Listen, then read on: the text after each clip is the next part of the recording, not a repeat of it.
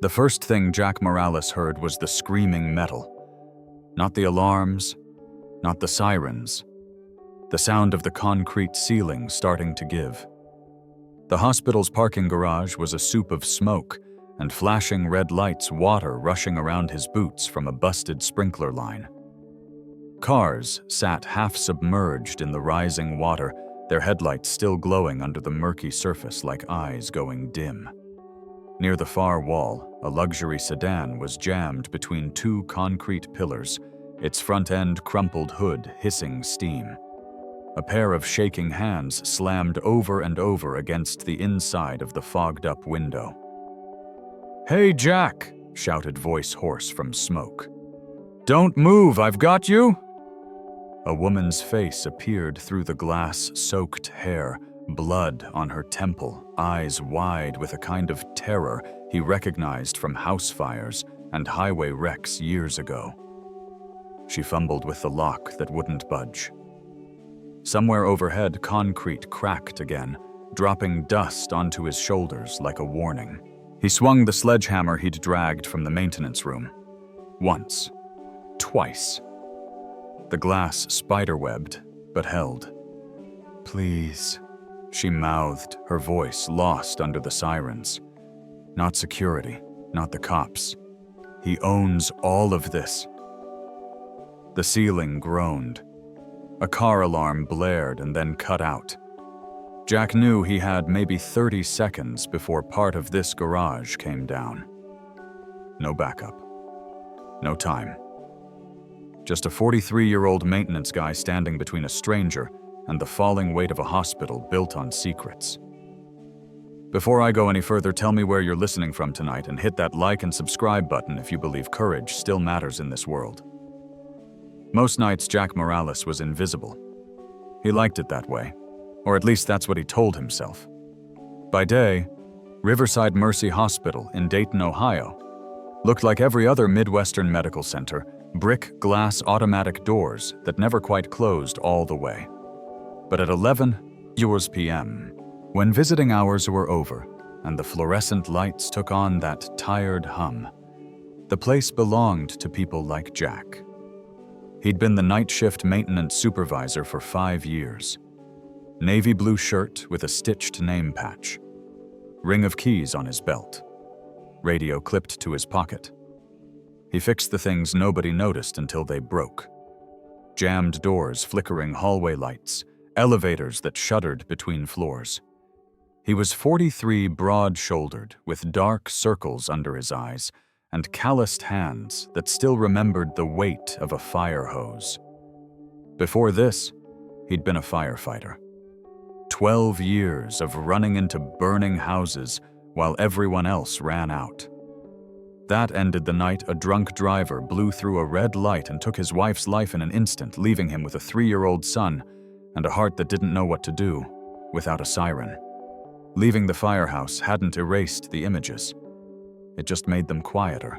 The hospital job gave him a paycheck health insurance for his boy and a schedule that let him walk 8-year-old Caleb to school most mornings. Their little rental house was 10 minutes from the hospital, on a street where the mailboxes leaned and the porches held more memories than furniture.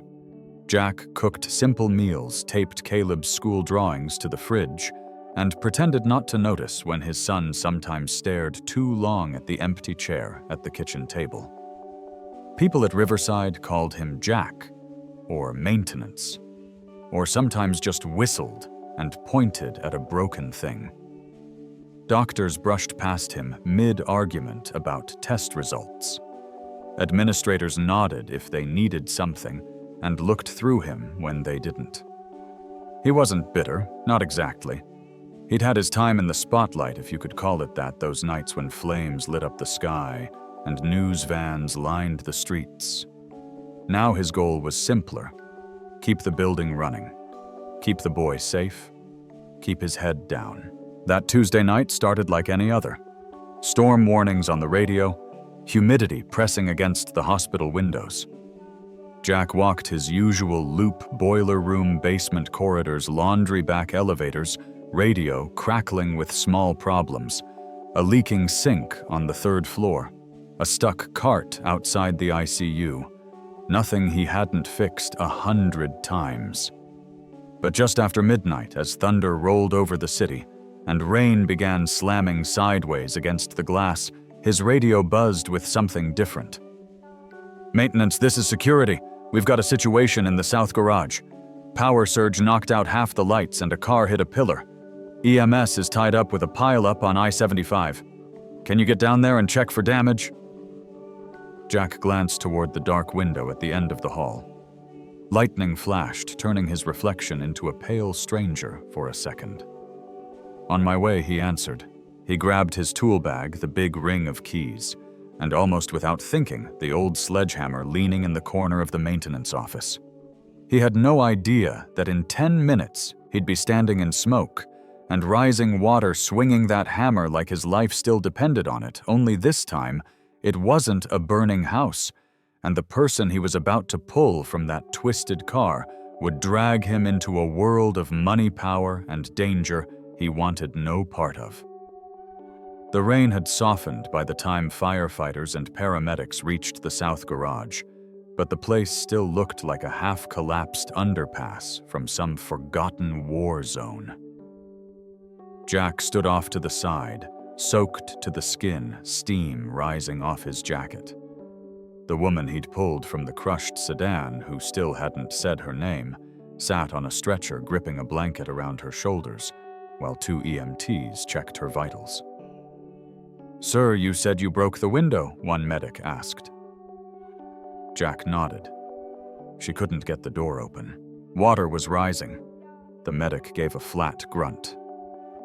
"Not thanks, not respect, just something like stay in your lane maintenance guy."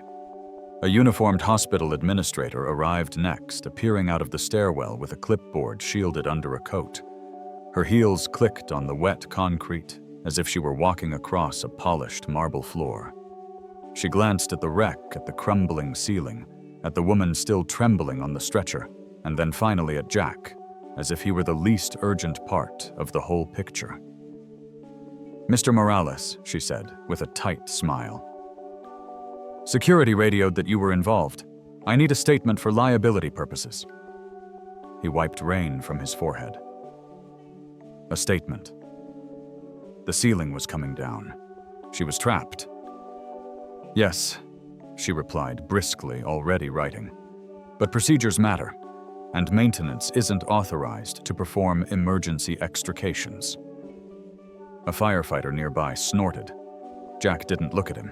If he did, he'd see the quiet sympathy in the man's eyes, and he didn't want that either. "I wasn't going to stand there and watch her drown," Jack said. The administrator paused her writing. "That's not what I'm saying. But you understand that your actions could expose the hospital to unnecessary legal complications." It took a second for her words to land. "Legal complications," he repeated. "That's correct." The firefighter who'd snorted earlier muttered under his breath, "Lady, the guy saved a life," but she pretended not to hear him. The woman from the car turned her head slightly enough to look at Jack with a strange kind of gratitude threaded with fear. It was the only moment anyone in that garage treated him as more than a problem on paperwork. Then the EMTs lifted her stretcher into the ambulance doors, shutting her away, as the vehicle pulled out into the storm-lit night. And then she was gone. Another shift. Another moment that would disappear beneath fluorescent lights and the 1,000 unnamed tasks waiting inside the building. But something about that woman's last look stayed with him. Something fragile. Something hunted. He headed back inside once the scene cleared, boots leaving wet prints down the corridor. By the time he made it to the custodial office, a message light blinked on the landline phone. Jack pressed play. "Jack, it's Samantha from Child Services," the voice said. "We need to discuss Caleb's attendance. Again. Please call me in the morning." He rubbed his eyes. His son had been having a rough few weeks at school. Withdrawn. Quiet. Teachers said he seemed unfocused.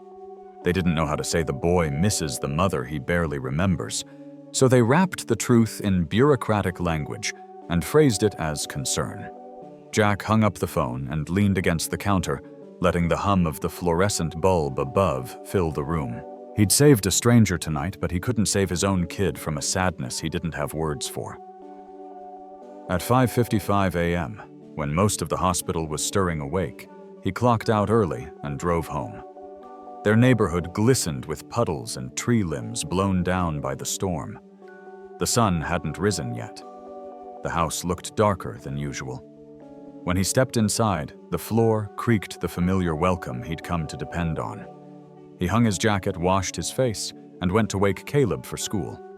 He found him already awake, sitting on the edge of his small bed, hugging his knees, staring at the superhero poster peeling from the wall. "Morning, bud," Jack said softly. "Bad dream," Caleb shrugged. "Not a dream, just felt weird, like something bad happened. Kids had instincts adults forgot how to hear." Jack sat beside him. "Nothing's happening here. You're safe. Always." His son leaned into him for a moment, then straightened, pretending he was too old for long hugs. "Can you come to the school thing at 3? Caleb mumbled. "The class project, show and tell." Guilt hit like a punch. Jack's shift started at 2:30. "I'll try," he said, knowing the word was a brittle promise. Caleb didn't argue. He just nodded the kind of nod that said he already expected disappointment.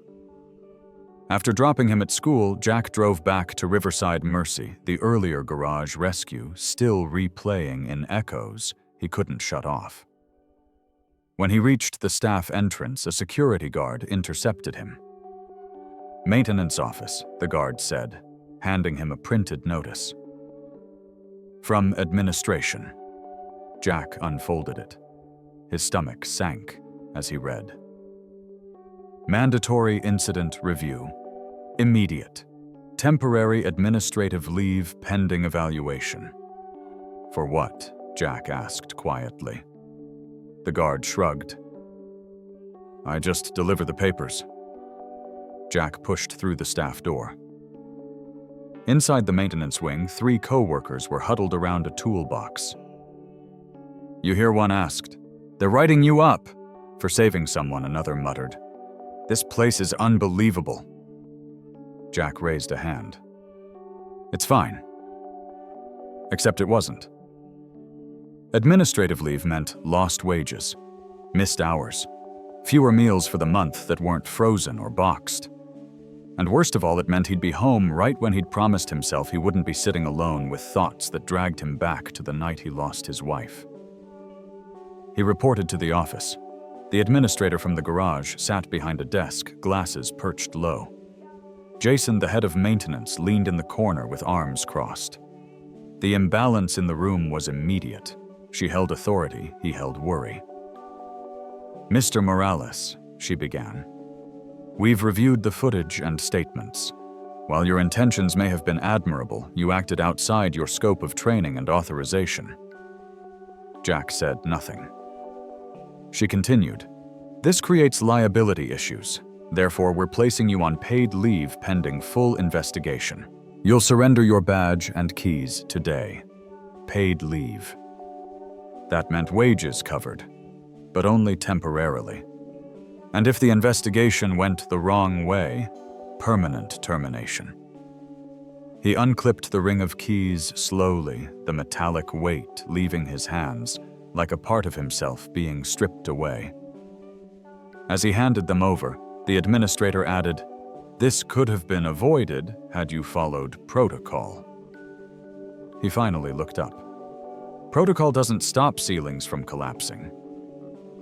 A flicker of irritation crossed her face, but she didn't respond. Jason walked him to the door. "Jack, I'm sorry. You know how it is. Liability." Jack nodded once. "Yeah, I know."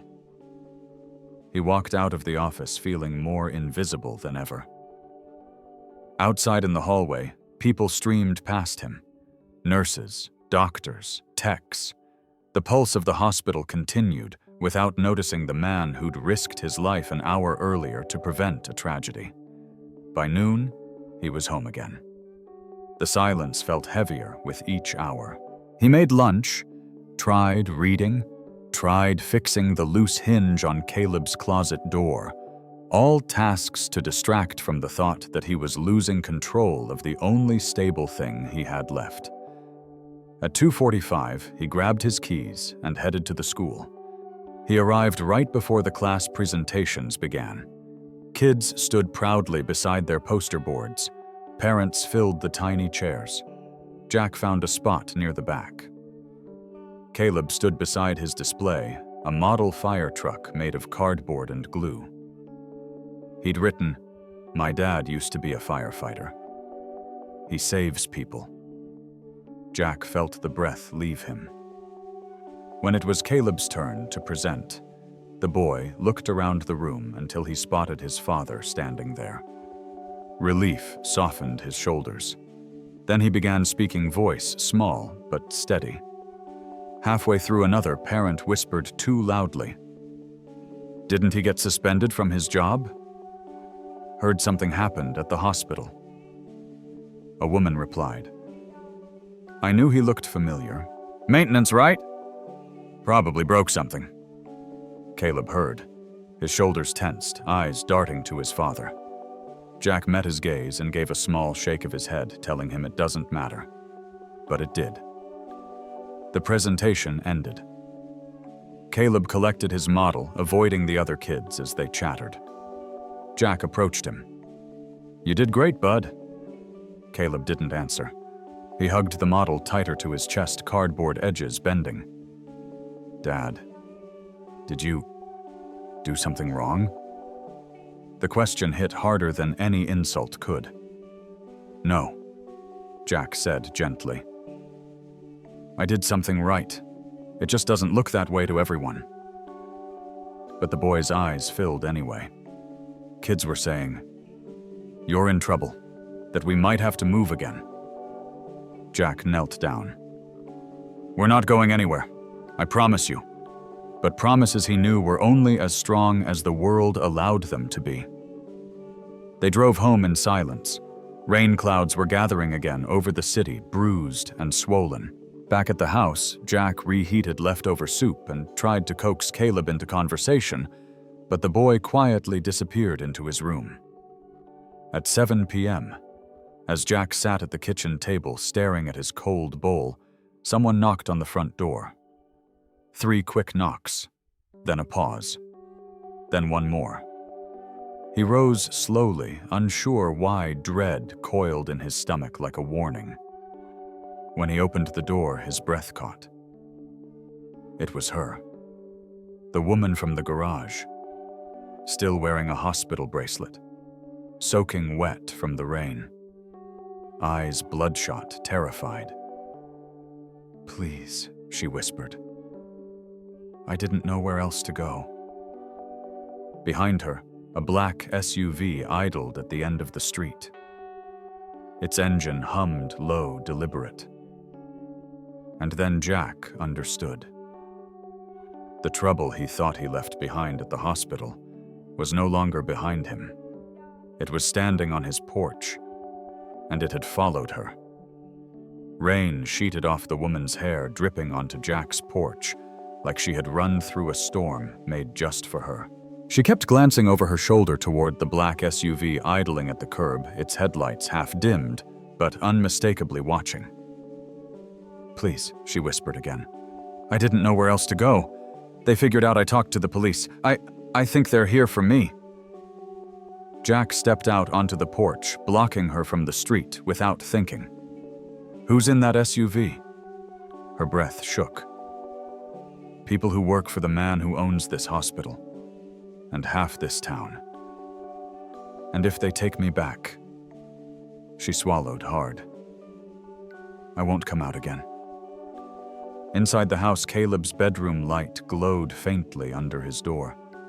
Jack felt something cold slide through his ribs. Fear not for himself, but for his son. He couldn't let something dangerous spill into his home. Not tonight. Not ever. "Come inside," he said, ushering her in quickly.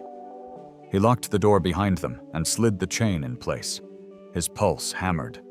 He was used to emergencies, the kind with smoke fire collapsing ceilings. But this was different. This trouble had intention. A human face. A human decision behind it. She stood dripping on the entry mat, hugging herself like she was freezing. "What's your name?" he asked quietly. She hesitated, then answered Lena. Her voice cracked. "My name is Lena Hart." He grabbed a towel from the hall closet. "Sit," he said gently. "Start drying off. Tell me what's going on."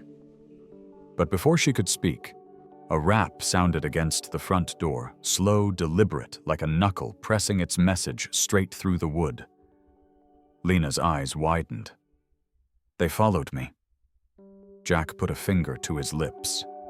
He stepped toward the window, careful not to disturb the curtain. One man stood on the porch, hands in the pockets of a dark jacket. Another leaned against the SUV, talking into a phone. Jack's breath tightened. He recognized the stance, the quiet confidence. These weren't random thugs. They were professionals, the kind that didn't worry about consequences. He turned back to Lena. "Why are they after you?" She wrung the towel between trembling hands. "I found something at the hospital. Financial files, transfers, documents that show money going into accounts it shouldn't. Someone very high up is stealing millions from the charity arm of the hospital. I reported it to a detective, but word spreads. The wrong people heard, and they want you quiet." Lena nodded, tears streaking the dirt on her cheeks. "Permanently." Jack's mind snapped into the same gear it used to when stepping into burning buildings. Quick calculations, worst-case scenarios. Windows, exits, timing. Another knock came firmer this time. "Mr. Morales," a man's voice called. "We need to speak with you." Jack froze. They knew his name. He motioned to Lena. "Follow me." He led her down the hall to the back of the house. Caleb's bedroom door creaked open a fraction. "Dad," Caleb whispered. "Who's out there?" Jack knelt so his eyes were level with his son's. "It's nothing for you to worry about, okay? Go back in your room and stay there until I say otherwise." "But Caleb..." His voice softened, but carried an unmistakable weight. "Do this for me." The boy swallowed and closed his door quietly. Jack turned to Lena. "We're going out the back." She stared at him, shaking. "Why are you helping me? You don't even know me." He thought about that for half a second. "Someone's after you. And my kid's in this house. I'm not letting either of you get hurt." Her eyes brimmed again, not from fear this time, but something closer to gratitude. Jack grabbed his old fire department duffel from the hall closet. Inside were relics of another life. Heavy gloves, a flashlight, a few tools he hadn't used in years. He slung it over his shoulder, flipped off the lights, and guided Lena through the kitchen toward the back door. Before he opened it, he listened. The night hummed with the leftover electricity of the storm. Crickets chirped. A dog barked down the block. No footsteps, no voices. He eased the door open. Then everything exploded. A booming thud hit the front door, the kind that meant someone had thrown their shoulder into it. The wood groaned. Lena gasped softly. Jack's heart jolted. They weren't knocking anymore. "Go," he whispered, guiding her out into the yard. The grass was slick beneath their shoes. The back fence wasn't tall, but the corner post leaned just enough that he could boost her over. "Climb," he said. She scrambled, gripping the wood, pulling herself onto the other side. Jack heard another slam from the front door, louder. Closer to breaking. He tossed her the duffel. cut through the neighbor's yard. Wait for me behind the old red shed at the end of the block. She looked terrified. Jack, go. He didn't wait to see if she obeyed. He darted back inside, shutting the door without latching it so it wouldn't make sound. He moved through the darkened hallway toward the front of the house. The living room lights were still off. Shadows lay thick over everything. Crack. The doorframe splintered. A third slam. A hinge snapped. Jack grabbed the heaviest thing within reach, a metal fire extinguisher from the wall bracket. His muscles remembered its weight. He positioned himself just inside the living room doorway. One more hit. The door burst inward. Two men stepped inside, one tall and heavyset, the other lean with a shaved head. Their eyes adjusted to the dim interior. Mr. Morales, the shaved-head man, called softly. "We know she came here. If you hand her over, this stays simple." Jack didn't move. The heavier man stepped farther inside. "Empty house," he muttered. Good, Jack thought. Believe that. He waited until they crossed into the living room, and then he exploded out of the shadows. He swung the fire extinguisher hard, the metal striking the taller man square across the forearm and sending him sprawling into the coffee table. It shattered beneath him. The second man lunged, drawing something from his jacket, a baton or a small flashlight, Jack couldn't tell. Jack blocked the strike with the extinguisher, stepped inside his opponent's reach, and used momentum to drive his shoulder into the man's sternum. The impact jarred through Jack's bones, but the man staggered backward, wheezing. "Where is she?" he growled. Jack didn't answer. The heavyset man regained his footing. Blood dripped from his knuckles. "You shouldn't have done that." Jack's lungs burned. He hadn't fought like this since his firehouse days, when clearing debris and dragging victims out required force and instinct. But fear sharpened everything. The image of Caleb's face in the morning sunlight flashed through him like a command. The men advanced. Jack let them. The shaved-head one lunged first. Jack sidestepped and slammed the extinguisher down onto his wrist. The baton clattered away. A kick to the knee sent the man collapsing with a grunt of pain. The heavier man roared and charged. Jack braced for impact but was still knocked off balance. They crashed into the wall, a picture frame falling and shattering against the floor. The man's elbow dug into Jack's ribs. White heat flashed through his side. But pain had never stopped him from carrying a victim out of a burning building. It wasn't stopping him now. He swung his head back, connecting with the man's chin. The grip loosened. Jack twisted free and drove his fist into the man's throat. Not hard enough to kill, but enough to drop him to his knees, gasping for air. The room pounded with Jack's heartbeat. His arms shook. His ribs ached. But both men were down. He grabbed their phones, tossed them into the fish tank on the side table, and backed away. No time to celebrate. He needed to move. He needed to reach Lena. He bolted out the back door, vaulting over the fence with a burst of strength he hadn't felt in years. His breath steamed in the cooling night air as he sprinted across wet grass toward the end of the block. The old red shed sat near an abandoned garden plot. A faint silhouette crouched behind it. Jacquelina's voice trembled. "I'm here," he said, bending over to catch his breath. "We need to move. They'll call for backup." Her eyes widened. "You fought them?" He didn't answer. Not with words. The bruises forming on his jaw spoke for him. "Come on," he said, gripping her arm gently. "There's a place we can lay low. Not forever. Just long enough to figure out what you have, who you talked to, and how deep this goes." As they hurried down the alley, Lena kept glancing at him like she was seeing him for the first time, not as a maintenance guy, not as a man whose job title made people overlook him, but as someone who had just stood alone against two men sent to make her disappear. When they reached the next street, a porch light flicked on.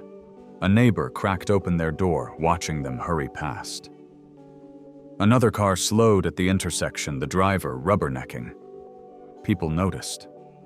People saw. And that changed everything. By the time they reached the far end of the block, Lena grabbed his hand. "Jack, you saved me twice tonight." He shook his head. "No, I just did what needed doing." But the truth hummed beneath his words. He'd stepped up because of Caleb, because of the memory of a wife he couldn't save, because he refused, absolutely refused, to let danger into the life he'd built out of ashes. And because somewhere in Lena's terrified eyes, he saw the same darkness he'd crawled out of years ago. They reached an intersection. Sirens wailed in the distance, closer now. "We need to disappear," Jack said. "Right now." Lena squeezed his hand, breath trembling. "Where can we go?"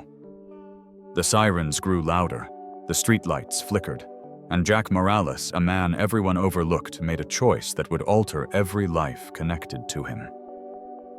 "We go to the one place they won't expect," he said. "The one place I swore I'd never return." Lena stared at him, heart hammering. Where Jack looked down the dark road and swallowed. "My wife's old firehouse." Rain trailed off the gutters of the old brick firehouses as Jack and Lena slipped inside through the side door, breathless and soaked. The place smelled of rust, extinguished flames, and 10 years of dust settling over memories he'd shoved away. A single motion sensor light flicked on overhead, washing the garage bay in pale yellow. Lena clutched the duffel he'd given her, her hands trembling so violently it bounced against her knees. "Jack, those men, how did you do that back there?" He didn't answer. Not yet. His ribs throbbed, and the adrenaline that had carried him through the fight was finally draining, leaving his limbs heavy. He moved toward the back wall, tested a breaker, and restored a few more lights. The firehouse brightened in patches, empty hooks on the walls, engine bays, long vacated gear lockers, standing like silent sentinels. Lena stood still in the center of the room, watching him as if seeing him clearly for the very first time. "You fought like you'd been trained," she whispered. "Not like someone who works with leaky pipes and broken elevators." Jack exhaled, leaning against an old workbench. "This used to be home," he said quietly. "Long before the hospital job." She turned slowly, taking in the room again. The hose tower, the lockers, the faded white lines on the concrete floor marking where engines once idled. "You were a firefighter." He nodded once. 15 years. Her eyes softened, but also sharpened with understanding.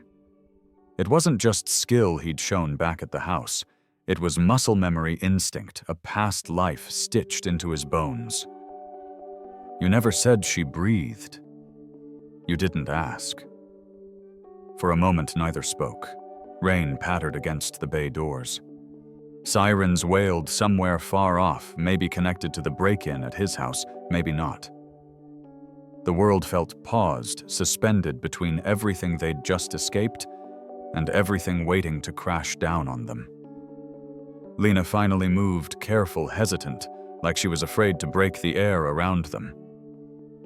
"Jack, people don't fight like that unless they've seen real danger." "I've seen more than I care to remember," he said. Her throat tightened. "Is that why you left the fire department?" He didn't want to answer. Not here, not now. But the past was already pushing through the cracks. "My wife," he said, voice low. "It was a car crash. I was first on scene, and I just couldn't pull her out in time." The confession hovered between them, heavy, barely breathed. Lena covered her mouth. "Jack, I'm so sorry." He looked away. "After she died, this place," he tapped the concrete lightly, felt like it was swallowing me. Every call, every siren, every set of turnout gear waiting by the door. So I walked out. And you never told anyone at the hospital. He shook his head. I didn't want my son growing up thinking his dad was stuck in the past. Maintenance was quiet, predictable, safe. She stepped closer. But you're not small. You're not ordinary. You're, please don't say hero. He cut in. I stopped being that a long time ago. She stared at him with an intensity that made him want to step back but couldn't. You didn't stop. You just stopped believing you were. Those words hit deeper than any punch he'd taken earlier. The silence between them stretched before she spoke again, softer this time. Jack, everything that's happening to me, everything I uncovered, none of it was meant to touch someone like you. You should walk away now, before it gets worse. He rubbed a hand over his face. Lena men just kicked down my door. My kid was in that house. I'm already in it. She winced. That's exactly what I'm afraid of. His jaw tightened. We can't undo tonight. All we can do is figure out what you know and who's trying to bury it. She nodded, then dug into the duffel and pulled out a flash drive in a plastic evidence sleeve. This is the only copy left. All the files I found, the fake contracts, the siphoned funds, the altered ledgers. You kept one? Jack asked, surprised. I copied it before I brought the originals to the detective, she said. I didn't trust that everything would survive once I handed it over. He studied her for a long moment. And the man behind it all? She swallowed. Arthur Kessler. The name meant nothing to Jack at first, until she added quietly, he's the chairman of Riverside Health Foundation. He controls the board of the hospital. Jack stiffened. Suddenly, the coldness in the administrator's voice, the strange quickness to reprimand him. The men waiting outside his house, all of it took on new shape. Kessler owns half this city, Lena whispered. He has politicians, attorneys, corporate donors in his pocket. If the truth gets out, his empire collapses. And he knows I'm the only one who can prove it. Jack felt heat build in his chest, a quiet fury he hadn't felt in years. So he sent men after you. And after me. Yes. And the detective you talked to. Lena's voice dropped. I haven't heard from her since yesterday. Jack leaned against the workbench, absorbing it all. Kessler wasn't trying to scare her. He was closing in. Does anyone else know what you found? He asked. No. Just you. Jack paced once across the bay, mind racing. Then we need help. Someone outside Kessler's reach. She hesitated. There is one person, a journalist, investigative. Someone who's published pieces that made governors resign. I talked to her once months ago, but never followed through. What's her name? Mara Dresden. He exhaled. Then tomorrow, we find her. Lena looked down at the flash drive in her hands, clutching it so tightly her knuckles whitened. Jack, if this gets out, Kessler will throw everything he has at us. He won't stop until I know Jack said. She looked startled by the certainty in his voice. Why are you helping me? She whispered. You owe me nothing. You barely know me. And after what happened to your wife, after what you lost, you could have just locked the door and pretended you never saw me. Jack didn't answer right away. He stared at the empty firehouse bay, seeing ghosts of who he used to be. Helmet under his arm, turnout gear on the rack, a rookie trading jokes with the old-timers. A place where he learned what courage felt like before he lost every reason to use it. He inhaled. Because I couldn't save her, he said quietly. But I can save someone now. Her eyes softened, shining in the dim light. Before either could say more, a loud knock echoed across the firehouse. Not from outside, from the adjoining office. Lena's breath hitched. Jack. He raised a hand, signaling silence. He moved silently toward the office door, his footsteps instinctively weightless. Another knock. More urgent this time. Jack reached the door, pressed his ear to it, and heard a voice he recognized. Jack. "You in there, buddy? It's Tom." He froze. Tom Morrison. Former captain. One of his oldest friends. The man who'd tried for years to get him to return to the department. Jack hadn't seen him since the funeral. "What the hell is he doing here?" Jack mouthed to Lena. She shook her head, terrified. Jack unlocked the door, but kept it chained. Tom peered through the gap. "Jesus, Jack, open up. You're on every scanner in the county tonight. Something happened at your house. PD said you fought off intruders." Jack's pulse hammered. If Tom knew, others did too. He opened the door fully. Tom stepped in and stopped cold the moment he saw Lena standing behind Jack. "Who's this?" he asked, voice lowering. Jack hesitated. "A friend. Someone in trouble." Tom's eyes narrowed. "Trouble connected to the break-in," Lena swallowed, but didn't speak. Tom looked back at Jack. "PD's looking for her, Jack. They said she fled the hospital earlier. They think she might be involved in something bigger." Jack felt the shift, the moment when a friend becomes an investigator without meaning to. He squared his shoulders. "She's not a criminal." "You sure about that?" Tom asked softly. Jack didn't blink. "Yeah, I am." Tom studied him long enough that the silence began to suffocate. Then, unexpectedly, he nodded. "You always were a terrible liar," he said.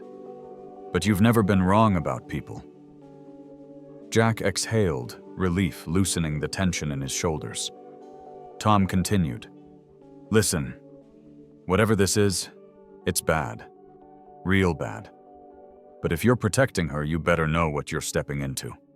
"Kessler," Jack said quietly. Tom's jaw clenched.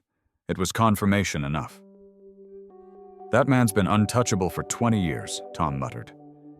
"If he's after her, and you're going to need more than luck." Jack nodded. "I need your help getting to someone tomorrow. A journalist. Someone outside his reach." Tom scratched the back of his neck. Dresden Lena's head snapped up. "You know her?" "Everyone knows her," Tom said. "She's the kind of reporter who digs graves for powerful men. If you're taking this to her, things are going to explode." Jack met his friend's eyes. "Then let them." Tom looked at him differently now, not with pity, not with concern, but with something close to awe. That quiet man he thought had died with his wife suddenly stood taller, straighter, as if carrying a weight Tom couldn't see. "All right," Tom said finally. "I'll get you to her. But Jack, once this starts, you won't have a life to go back to." Jack didn't look away. "I lost that life years ago," Tom nodded once, accepting the man standing before him, this version of Jack he hadn't seen in a decade. As Tom left to make arrangements, Lena approached Jack slowly. "You didn't tell me you were respected," she whispered. "I'm not," he said. She shook her head. "You're wrong. They just forgot who you were." He didn't have an answer to that. The night deepened outside the firehouse. The rain eased into a gentle patter. Inside the old building felt different, not a tomb of memories anymore, but a staging ground, a place for the truth to begin. And as Jack paced the floor planning the next day, he realized something. For the first time in years, he wasn't running from his past. He was stepping into it armed with a purpose he thought he'd buried long ago. The stakes had changed. The clock had started. And by morning, the whole city would feel the shift. By dawn, the firehouse hummed with a quiet tension, as if the old brick walls sensed they were part of something larger than dusty memories and retired gear. Tom returned with a thermos of coffee and a look that told Jack everything was moving faster than either of them had planned. Mara Dresden agreed to meet, Tom said. But she wants to see the files, Lena's testimony, the whole story. She said if it's as big as it sounds, she'll have a federal contact ready to move.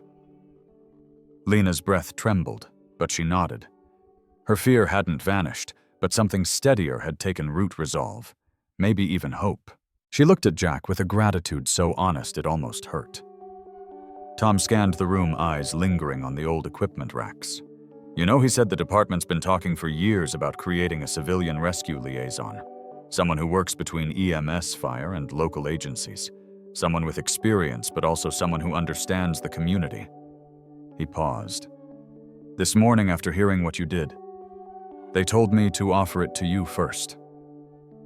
Jack blinked. The words hung in the air like embers refusing to burn out. I'm not that man anymore, he said quietly. Tom smiled sadly. That's the thing, Jack. Last night proved you still are. Before Jack could respond, Lena stepped forward. He saved my life, she said firmly. Not because he had to, because he wouldn't let fear make the choice for him. You don't lose that. Not really. Tom nodded. The board wants to meet with you, and the hospital administration is, well, let's just say they're taking a very different tone this morning. A vibration buzzed in Lena's coat pocket, her phone lighting up with notifications from news outlets. Mara had begun her work. The first article had gone live. Hospital Chairman Arthur Kessler facing federal inquiry after whistleblower evidence emerges. Lena's knees nearly buckled with relief. It's happening, she whispered. In the hours that followed, everything shifted like a long, frozen river finally breaking loose. Federal officials raided Kessler's downtown offices. The two men who had broken into Jack's home were arrested trying to leave the city. The hospital administrators who had treated Jack as a nuisance were suddenly scrambling to justify their decisions. And Detective Reyes, the one Lena feared had gone silent, called personally to thank her and confirm she'd been moved into protective oversight until the investigation concluded. By noon, Lena stood outside the firehouse, staring at the world with new lungs, as if breathing without threat for the first time in weeks. Jack joined her. You okay? She nodded, brushing hair from her eyes. I don't know what comes next, but for the first time in a long time, I'm not running. He smiled faintly. That's a good start. She reached for his hand, hesitant but determined. You gave me that. You protected me when I didn't even believe I was worth saving. Jack laced his fingers with hers, the warmth grounding him. You weren't the only one who needed saving. Over the next months, the world reshaped itself piece by piece. Kessler was indicted on 7 counts of fraud, embezzlement, and conspiracy. His empire crumbled. Funds were restored to the foundation he'd gutted. Former employees who had been silenced found the courage to speak. Riverside Mercy Hospital quietly issued Jack a formal apology. Not in a grand ceremony, but in a meeting where the administrators who once brushed past him couldn't meet his eyes. They offered to reinstate him with back pay, but Jack declined. He accepted Tom's offer instead. By spring, he stepped into the role of Community Incident Liaison, a position built on his experience, his instincts, his ability to remain steady in storms. He trained first responders on crisis communication, coordinated civilian rescues, and built programs to mentor kids who felt invisible the way he once had, the way his son sometimes did. The firehouse reopened as a training center, renovated, but still echoing with the past. Jack walked through those doors each morning without the weight of guilt trailing behind him. Caleb visited often proud that Dad works with real firefighters again, though Jack always told him the truth. I work with people who don't give up. That includes you. Lena found her own rebirth. She became a compliance advisor for a regional nonprofit, ensuring none of their funds could ever be manipulated the way Riverside's had been. Her courage became a story shared at conferences, schools, even city council meetings. Not the danger she'd endured, but the choice she'd made to speak. On weekends, she and Caleb built model fire trucks and burned every overcooked pancake they attempted in Jack's kitchen. And slowly, without forcing it, Jack and Lena grew something that looked a lot like family. A year after the night she knocked on his door, the three of them stood outside the firehouse as a warm breeze moved through town. It was the anniversary of the training center's reopening. The ceremony was simple. No banners, no loud speeches, just community. As people filed out, Lena leaned into Jack's shoulder. "You know," she murmured, "if you hadn't stepped in that night, none of this would have existed. Not the investigation. Not the training center. Not us." He looked out at the old firehouse glowing in the afternoon sun. "I didn't do it for recognition." "I know," she said, slipping her hand into his. "That's why it mattered." Caleb raced up to them, waving a certificate from a junior safety class, smiling wide enough to break the sky. Jack scooped him up, feeling the boy's arms tighten around his neck in a way that made every painful memory a little quieter. As the three of them walked toward home, Jack felt a peace he hadn't recognized in years. Not the absence of sorrow, but the presence of something stronger than grief. Purpose. Family. A future he never expected to earn again. And if you'd asked him then what he'd learned from the long road that brought him here, he might have said this. Sometimes the strongest heroes aren't the ones who run into burning buildings. They're the ones who learn to rebuild after the fire, piece by piece, until life feels warm again.